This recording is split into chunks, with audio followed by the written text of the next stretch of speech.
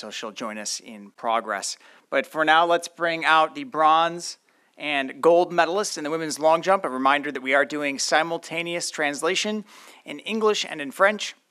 You can scan the QR codes, and German. That's right, because we have Malaika Mihambo here, who will be joining us later on. You can scan the QR codes on either side of the room or see one of our volunteers for a QR code. And if one of the volunteers in the back can bring out the athletes.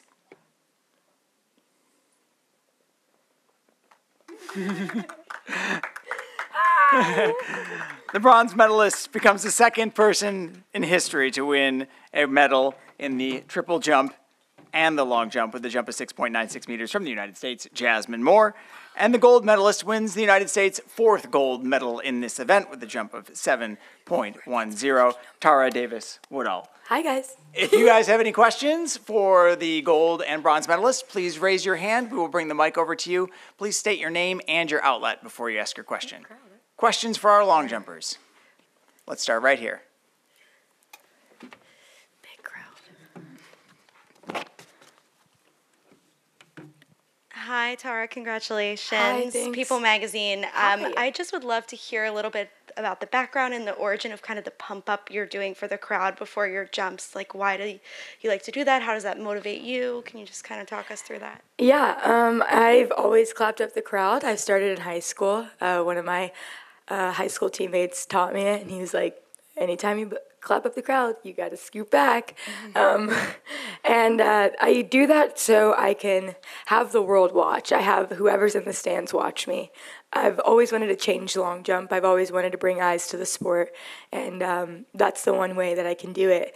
On my last jump, I was able to have the crowd in the palm of my hands, and everyone watched long jump for just a second. Right here. Hey, Tara, Scott Reed from the Orange County Register. Can you talk about the journey you got to this point and what you said to Sydney when you guys ran into each other on the victory lap? Everyone's asking that question. What I've done to get here, I've been doing this sport since I was 4 years old. I couldn't have done it without my supporters, my family, my friends, and my husband as well. It's been a journey. It's been a very long journey. It hasn't been the best, and it hasn't been the worst either. I've overcame so much to get to this point, and I don't think I realize right now that I'm the Olympic champion. I think it's going to set in when I see my family again off the track. And yeah, I just congratulated Sydney. Just told her she did it. She's freaking cool. And yeah, just to even be in her presence is amazing. I see a hand in the back. All right, well, you guys, oh, here we go. Hi, Kevin Sherrington with the Dallas Morning News. I'm wondering if between the two of y'all, if y'all had were motivating each other as y'all were jumping, because y'all were through the first 3 or 4 jumps, 1-2. I mean, yeah, we were motivating each other, I guess. We were having our conversations, watching the other events, just really enjoying it. I think Tara kind of makes me relax a little bit. I think our personalities are polar opposites. So it's nice having someone that's kind of more upbeat around me because it just helps me chill out. Yeah, definitely. We are definitely polar opposites. And, we've always been that way ever since we were younger, competing against each other. The fact that we were Texas-born, Texas-raised, it's incredible that small towns can go this far. And Jazz, congratulations, dude. I mean, 2-time Olympic medalist, not many people can say that. And 2-time Olympic medalist in the same Olympics. Like, you're incredible. Thank you. Can you talk about that for a second? Because in track and field, there's a lot of instances where the 100 and the 200 are done, the 5,000 and the 10,000, but there aren't many success stories in the jumps. Can you talk about how you did that and how that feels to be one of the few that have medals in both events? History maker. Yeah, I'm just still in awe. Triple jump and long jump this season have been really rough. Like, I remember my first meet indoor season, I jumped 640, and I was like, what the heck? Like, you know, coming from college to my first year professional, just getting the hang of it. And, yeah, I just worked really hard, and I don't even know what to say, but yeah, just both of them, they go hand in hand. I think my approach is pretty similar. Long jump, I'm just working on flying off the board. Of course, triple jump's a little more technical. But yeah, I mean, I practice both of them a lot, and I'd say I'm pretty disciplined. And yeah, I have the best coach. Coach Nick really believes in me, and I think I need that. I haven't been able to compete in the long jump that often, so at least on the world scale with a lot of these girls. So it was nice to come out here and do well when I did. Right here. Hi, Steve Politti from the Star Ledger in New Jersey. Just for both of you, it seems like every day in Paris, an American woman has done something spectacular. I'm just curious if you are inspired by the Katie Ledeckis, the Simone Biles, the Cindy McLaughlins, and if that has, motivated you to compete. I mean, yeah, I have been waiting all freaking Olympics the entire time. I'm like, oh my gosh, when is it our turn? When is it our turn? And I've just seen the American women just dominate the Olympics, like left and right from every event. And to be part of that group, I'm so thankful. Yeah, no, I agree. From the start, this Olympics is obviously a lot different than Tokyo, and I think the spirit, everyone's been super motivating, super encouraging, and it's been amazing to see all the women do amazing things. I want to pause to welcome Malaika Mihambo to the stage, the silver medalist, the 2020 gold medalist. Germany now has 3 golds, a bronze, and now a silver medal in this event. And Malaika, just talk us through the last 3 years, a gold and a silver. The difference between Tokyo and here, the energy, the competition. Can you talk a little bit about that? Sure. Yeah. Well, I mean, Tokyo was not in any way comparable with the Olympics this time in Paris. For the audience that was missing, it was still a tough competition. It was really interesting and historically good because you needed like 680 to compete in the final, which is like really, really good. So I think this time there was like a huge audience, great atmosphere. People were loving it. They were hyped. They were just all in like we were. And yeah, well, I gave both times my best. But yeah, now I started with a handicap on, so yeah, it was different. It was more difficult in a way because I was struggling with my body, which I was not at the Tokyo Olympics. So for me personally, yeah, it was a huge difference. Right here in the front. Hi, this is for Malaika. How are you? So everybody saw the pictures. Yeah, I'm better now, but yeah, I still feel fatigue and exhausted. Yeah, since COVID, I had problems with my lungs, with the breathing. There was, like, after COVID, I had no competition where I did, like, all the 10th because my lungs were not allowing it. So today I tried at least 6 attempts, and there was, like, no competition where I could just jump, so all the time had to do kind of breathing exercises because otherwise I would not have gone through the competition at all. So yeah, it was tough. And the last 2 weeks I had on top quite problems with my lungs again, so it started with coughing. And yeah, that's how I managed to do the competition. So I'm really proud of me for what I achieved with all this.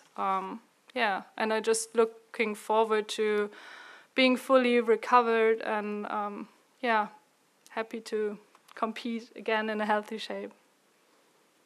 Right here. Hi, Denise, the Players Tribune. My question's for Tara and Jasmine. You guys talked about being amongst successful American women in these games. What does it mean to both of you for Simone Biles to see you guys compete?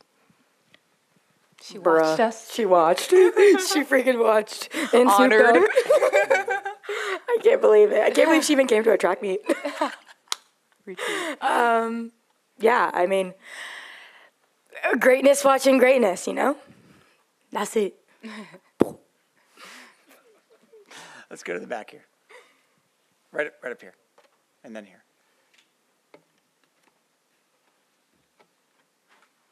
Yep, right there. Hello, Melanie from German Die Welt for Malaika. Did you think about maybe quitting after 4 or 5 jumps? And yeah, you went on the final lap to celebrate, and then you couldn't breathe. Can you explain? Did it come later? Yeah, it was during the competition. It was okay. Yeah, but after the leap of honor, I felt like I'm really short of breath, and yeah, then it was like just too much. It felt like yeah, kind of fainting, kind of just being hyperventilating, something in between. So I asked for help. Yeah, so yeah, it was after the competition, but it was the same like 2 years ago in Munich in the European Championships, where I also had COVID not long ago before the competition. And yeah, that's just what it is.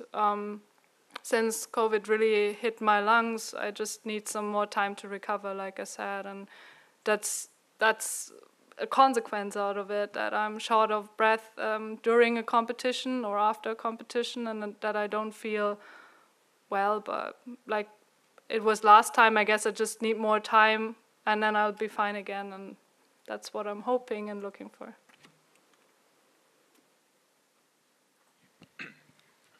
Ewan Crumley, Athletics Weekly. Excuse the voice, sorry. It's a question for all 3 medalists. Tara, you talked about getting people to watch the long jump more.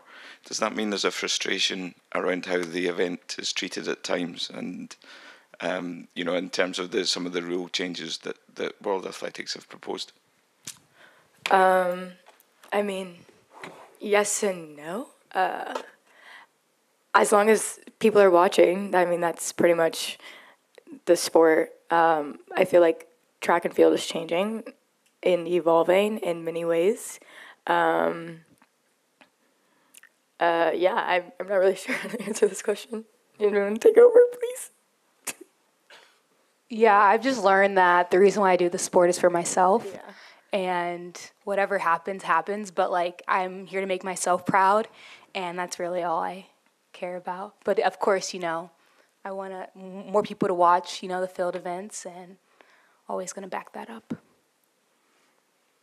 Yeah, well, for me it's the same. I don't know kind of what to answer to that. Well, as they said, we all love our sports. We want to do our best, and it's really the best thing when people also love it. So if there are ways to get the people more involved, to be more invested in watching athletics, then that's good. I think we all just love the jumping, so it's also not about the rules and the details. It's just the passion about the long jump itself. We had one in the back here. Not anymore? All right, we'll go to this right here. This gentleman right here. And we'll do 2 more.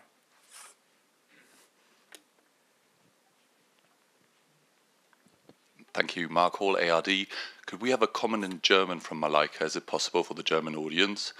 Ja, Malaika, wir wüssten gern, wie es Ihnen geht und wie der Silbermedaillengewinn für Sie war. Ja, also wie schon beschrieben, ja, es ist einfach die letzten Wochen schwer gefallen. Ich hatte wirklich einfach starke Probleme mit den Lungen, und es war nicht einfach, da durchzugehen. Es war auch mental einfach anstrengend, wo man weiß, dass man nicht dass der Körper gerade nicht so kann. Auch wenn jetzt Covid schon länger her ist, als es in München der Fall war, war meine Gasaustauschkapazität vorm Wettkampf oder bevor ich ins Pre-Camp gegangen bin, immer noch bei nur 70%. Und ja, das merkt man dann einfach. Dann hatte ich noch plötzlich sehr starken Husten bekommen, und so, dass ich auch die Nächte kaum schlafen konnte teilweise, weil das einfach so hart war, und das kostet einfach Körner. Und von daher bin ich unheimlich stolz auf meine Leistung, weil ich denke, das muss erstmal jemand schaffen, so gehandicapt an den Start zu gehen und dann noch eine Silbermedaille da rauszuholen. Von daher ja, bin ich einfach unheimlich stolz und glücklich, dass mir das gelungen ist und sehr dankbar. Last question, right here. Tara, at the trials, you had a moment where you had a jump, you needed to land it, and then you looked like you felt the anxiety from that. Since then, I think you had like 4 sevens. Like what do you think happened in that moment? What clicked for you to see you take off like you have? Consistency. I've been training a good amount with what I'm doing, and I've never doubted myself this season, so that's helped as well, mentally and physically.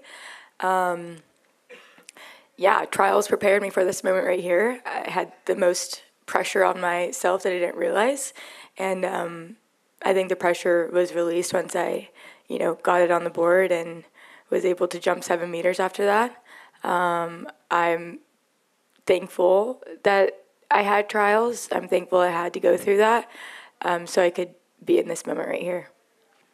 Jasmine Moore, Malaika Mihambo, Tara Davis-Woodhall, the podium in the women's long jump. Congratulations, and Malaika, we wish you a speedy recovery. Thank you. Thank you.